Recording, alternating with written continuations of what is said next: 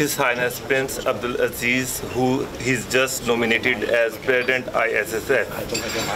Prince, first of all, thank you for giving time to the BOL News, which is one of the leading news in Pakistan.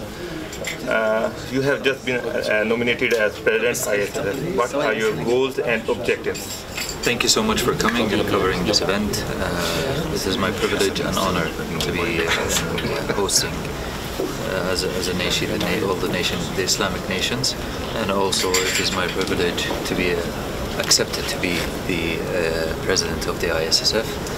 This is a challenge, it is a burden, and it's a task that we need to take all nations all together and work together to make sure that ISSF is well represented and well delivering what it sought out to deliver. And hopefully we can serve all the Islamic State and the Muslim athletes around the world to make sure that they have a better place in sports, inshallah. His Highness, what can be the challenges ahead?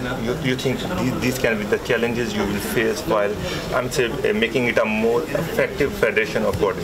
Well, as you know, the Islamic countries are a big number. We're 57 countries in the federation, and also we serve around 2 billion Muslims around the world. So the challenge is big, and the optimistic opportunities that we have are big.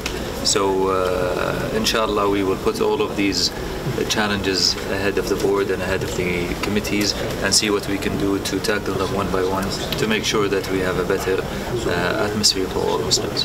The Prime Minister of Pakistan, he's a sportsman, and how can you take things forward with him and promote sports in the region as well, like in Pakistan? Well, as you know, the relationship between Saudi Arabia and Pakistan is a very strong and good relationship.